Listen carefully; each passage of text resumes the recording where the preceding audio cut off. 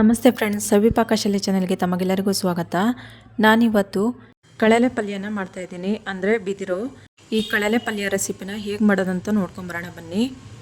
ಮೊದಲು ನಾನು ಕಳಲೆನ ಚೆನ್ನಾಗಿ ಸಿಪ್ಪೆನೆಲ್ಲ ತಗೊಳ್ತಾ ಇದ್ದೀನಿ. ನೋಡಿ, ಈ ರೀತಿ ಎಲ್ಲ ಸಿಪ್ಪೆನೆಲ್ಲ ತಗೊಳ್ಬೇಕು. ತುದಿನ ಕಟ್ ಮಾಡಿಕೊಂಡು ಬಿಸಾಕ್ತಾ ಇದ್ದೀನಿ. ಎಲ್ಲವನ್ನು ಇದೇ ಥರ ಸಿಪ್ಪೆ ತಗೊಂಡು ಕ್ಲೀನ್ ಮಾಡಿಕೊಂಡು ಎತ್ತಿಟ್ಕೊತಾ ಇದ್ದೀನಿ. ನೋಡಿ, ಇವಾಗ ಅದ್ರ ಹಿಂದೆ ಇರೋ ಭಾಗನ ಕಟ್ ಮಾಡ್ಕೊತಾ ಇದ್ದೀನಿ. ಹಿಂದ್ಗಡೆ ಭಾಗ ಕಪ್ಪಾಗಿದೆ, ಅದಕ್ಕಾಗಿ ಕಟ್ ಮಾಡ್ಕೊತಾ ಇದ್ದೀನಿ. ಈಗ ನೋಡಿ, ಇನ್ನೊಂದು ಕಟ್ ಮಾಡಿ ತೋರಿಸ್ತಾ ಇದ್ದೀನಿ. ಈ ಥರ ವೈಟ್ ಆಗಿರೋದು ಮಾತ್ರ ಕಟ್ ಮಾಡ್ಕೊತಾ ಇದ್ದೀನಿ. ಹಸಿರು ಆಗಿರೋದು ಬೇಡ ನಮಗೆ, ಅದು ಬಲ್ತಿರುತ್ತೆ. ಈಗ ನೋಡಿ, ಎಲ್ಲವನ್ನೂ ಇದೇ ಥರನೇ ರೌಂಡ್ ಶೇಪ್ನಲ್ಲಿ ಕಟ್ ಮಾಡ್ಕೊತಾ ಇದ್ದೀನಿ. ಈ ಥರ ರೌಂಡ್ ಶೇಪಲ್ಲಿ ಕಟ್ ಮಾಡಿಕೊಂಡು ಮತ್ತೆ ಚಿಕ್ಕ ಚಿಕ್ಕದಾಗಿ ಕಟ್ ಮಾಡ್ಕೊಳ್ಬೇಕು. ಈ ಥರ ಚಿಕ್ಕ ಚಿಕ್ಕದಾಗಿ ಎಲ್ಲವೂ ಕಟ್ ಮಾಡಿಕೊಂಡು ಇಟ್ಕೊಬೇಕು. ನೋಡಿ, ನಾನು ಇದನ್ನು ಸಿಪ್ಪೆ ತೆಗೆದು ಕ್ಲೀನ್ ಮಾಡಿ ಇಟ್ಕೊಂಡಿದ್ನಲ್ಲ ಎರಡೂ, ಅದರಲ್ಲಿ ವೇಸ್ಟ್ ಅನ್ನೋದು ಯಾವುದೂ ಇಲ್ಲ, ಎಲ್ಲದೂ ಹಾಕ್ಕೊಳ್ಬೋದು ಅದರಲ್ಲಿ. ಈ ಥರ ಎಲ್ಲವನ್ನು ಚಿಕ್ಕದಾಗಿ ಕಟ್ ಮಾಡಿಕೊಂಡು ನೀರಿನಲ್ಲಿ ನೆನೆ ಹಾಕಬೇಕು. 2 ದಿವಸ ಅಥವಾ 3 ದಿವಸ ಚೆನ್ನಾಗಿ ನೀರಲ್ಲಿ ನೆನೆಸಿಡಬೇಕು. ಮತ್ತು ಪ್ರತಿದಿನವೂ ಅದರ ನೀರನ್ನ ತೆಗೆದು ತೊಳೆದು ಮತ್ತೆ ಹೊಸ ನೀರನ್ನ ಹಾಕಿಡಬೇಕು. ಇವಾಗ ನೋಡಿ, ಕಳಲೆ ಪಲ್ಯನ ಮಾಡ್ತಾಯಿದ್ದೀನಿ. ಒಂದು ಕುಕ್ಕರ್ನ ಇಟ್ಕೊಂಡಿದ್ದೀನಿ ಗ್ಯಾಸ್ ಮೇಲೆ.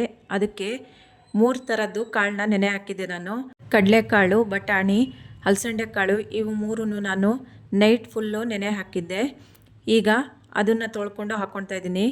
ಈಗ ಚಿಕ್ಕದಾಗಿ ಕಟ್ ಮಾಡಿರುವಂತಹ ಬೀನ್ಸ್ ಮತ್ತು 1 ಕ್ಯಾರೆಟ್ನ ಕಟ್ ಮಾಡ್ಕೊಂಡು ಹಾಕ್ಕೊತಾ ಇದ್ದೀನಿ.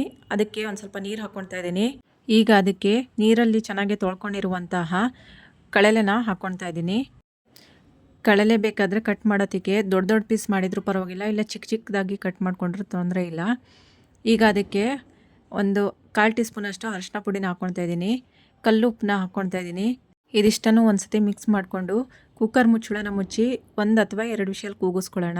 ಈಗ ಮಸಾಲಾನ ಹುರಿಯೋದಕ್ಕೆ ಒಂದು ಬಾಣಲಿನ ಇಟ್ಕೊತಾ ಇದ್ದೀನಿ. ಈಗ ಅದಕ್ಕೆ 1 ಟೀ ಸ್ಪೂನಷ್ಟು ಜೀರಿಗೆ ಹಾಕ್ಕೊಂಡಿದ್ದೀನಿ. 1.5 ಟೇಬಲ್ ಸ್ಪೂನಷ್ಟು ಕೊತ್ತಂಬರಿ ಕಾಳನ್ನ ಹಾಕ್ಕೊತಾ ಇದ್ದೀನಿ. ಕಾಳು ಮೆಣಸು ಒಂದು ಅರ್ಧ ಟೀ ಸ್ಪೂನಷ್ಟು ಹಾಕ್ಕೊಂಡಿದ್ದೀನಿ. ಮೆಂತ್ಯ ಒಂದು 1/4 ಟೀ ಸ್ಪೂನಷ್ಟು ಹಾಕ್ಕೊಂಡಿದ್ದೀನಿ. ಇದಿಷ್ಟನ್ನು ಡ್ರೈ ಆಗಿ ಚೆನ್ನಾಗಿ ಹುರ್ಕೊಳ್ಳೋಣ. ಇವಾಗ 1 ಸ್ಪೂನ್ ಆಗುವಷ್ಟು ಗಸಗಸೆನ ಹಾಕಿ ಚೆನ್ನಾಗಿ ಹುರ್ಕೊತಾ ಇದ್ದೀನಿ. ಈಗ ಹುರ್ಕೊಂಡಿದ್ದಾಗಿದೆ ಇದನ್ನು ಸಪ್ರೇಟಾಗಿ ಎತ್ತಿಟ್ಕೊಳ್ಳೋಣ. ಈಗ ಅದೇ ಬಾಣಲಿಗೆ ಒಂದು 2-3 ಪೀಸ್ ಆಗೋಷ್ಟು ಚಕ್ಕೆನ ಹಾಕ್ಕೊಂಡಿದ್ದೀನಿ. ಲವಂಗ ಒಂದು 4ರಿಂದ 5 ಹಾಕ್ಕೊಂಡಿದ್ದೀನಿ.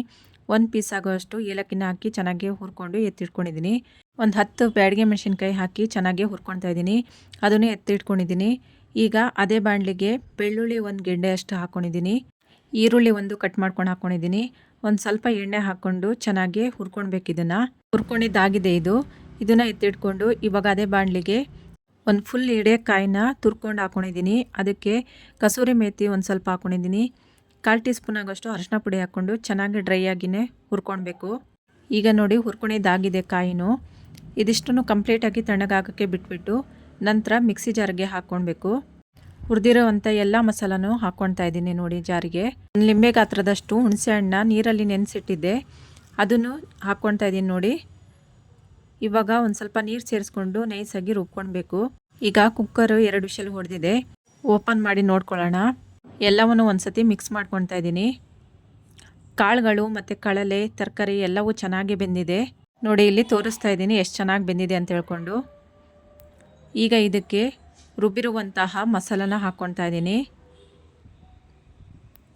ಮಸಾಲಾನ ಹಾಕಿ ಒಂದು ಸತಿ ಚೆನ್ನಾಗಿ ಮಿಕ್ಸ್ ಮಾಡ್ಕೊಳ್ಳೋಣ. ಮಿಕ್ಸಿ ಜಾರ್ ತೊಳೆದಿರೋವಂಥ ನೀರನ್ನು ಹಾಕ್ಕೊಳ್ತಾ ಇದ್ದೀನಿ. ನಿಮಗೆ ಯಾವ ಥರ ಬೇಕೋ ಆ ಥರ ಮಾಡ್ಕೊಳ್ಳಿ. ಸಾರು ಬೇಕಿದ್ರೆ ಸಾರು ಮಾಡ್ಕೊಳ್ಳಿ, ಇಲ್ಲ ದಪ್ಪ ಪಲ್ಯ ಥರ ಮಾಡ್ಕೊಳ್ಳೋದಾದರೆ ದಪ್ಪ ಪಲ್ಯ ಥರನೂ ಮಾಡ್ಕೊಳ್ಬೋದು. ಈಗ ನೋಡಿ, ಎಲ್ಲವನ್ನು ಒಂದು ಸತಿ ಮಿಕ್ಸ್ ಮಾಡ್ಕೊತಾ ಇದ್ದೀನಿ. ಈ ಟೈಮ್ನಲ್ಲಿ ಉಪ್ಪು ಬೇಕಾದರೆ ಉಪ್ಪು ಹಾಕ್ಕೊಳ್ಬೇಕು.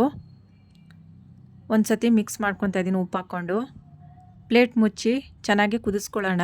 ಈ ಕಡೆ ಒಗ್ಗರಣೆಗೆ ಒಂದು ಪಾತ್ರೆ ಇಟ್ಕೊಂಡಿದ್ದೀನಿ. ಅದಕ್ಕೆ 2 ಟೇಬಲ್ ಸ್ಪೂನಷ್ಟು ಎಣ್ಣೆ ಹಾಕ್ಕೊಂಡಿದ್ದೀನಿ. ಜಜ್ಜಿರೋಂತಹ ಬೆಳ್ಳುಳ್ಳಿನ ಹಾಕ್ಕೊಂಡಿದ್ದೀನಿ. ಸಾಸಿವೆ ಹಾಕ್ಕೊಳ್ತಾ ಇದ್ದೀನಿ. ಕರ್ಬೇವಿನ ಸೊಪ್ಪು, ಇಂಗು ಹಾಕಿ ಒಗ್ಗರಣೆನ ರೆಡಿ ಮಾಡ್ಕೊಳ್ಳೋಣ. ಈಗ ಒಗ್ಗರಣೆ ರೆಡಿಯಾಗಿದೆ ನೋಡಿ. ಈ ಕಡೆ ಸಾಂಬಾರು ಚೆನ್ನಾಗಿ ಕುದೀತಾ ಇದೆ. ಪ್ಲೇಟ್ನ ಓಪನ್ ಮಾಡ್ಕೊತಾ ಇದ್ದೀನಿ. ಒಗ್ಗರಣೆನ ಅದಕ್ಕೆ ಹಾಕಿ ಮುಚ್ಚಳನ ಮುಚ್ಚೋಣ. ಈಗ ಓಪನ್ ಮಾಡಿಕೊಂಡು ಒಂದು ಸತಿ ಎಲ್ಲವನ್ನು ಕಲಿಸ್ಕೊಳ್ಬೇಕು. ನೋಡಿ, ಇವಾಗ ಕಳಲೆ ಪಲ್ಯ ರೆಡಿಯಾಗಿದೆ. ನೋಡಿದ್ರಲ್ವ ಫ್ರೆಂಡ್ಸ್, ವರ್ಷಕ್ಕೊಂದು ಸತಿ ಸಿಗುವಂತಹ ಕಳಲೆ ಪಲ್ಯನ ಹೇಗೆ ಮಾಡ್ಕೊಳ್ಳೋದಂತ. ಈ ಪಲ್ಯನ ರೊಟ್ಟಿ, ಚಪಾತಿ, ದೋಸೆ, ಅನ್ನಕ್ಕೂ ಹಾಕ್ಕೊಂಡು ತಿನ್ಬೋದು. ಇಷ್ಟ ಆದರೆ ನೀವು ನಿಮ್ಮ ಮನೇಲಿ ಒಂದು ಸತಿ ಟ್ರೈ ಮಾಡಿ ನೋಡಿ ಫ್ರೆಂಡ್ಸ್. ಲೈಕ್ ಮಾಡಿ, ಶೇರ್ ಮಾಡಿ friends. Thank you for watching.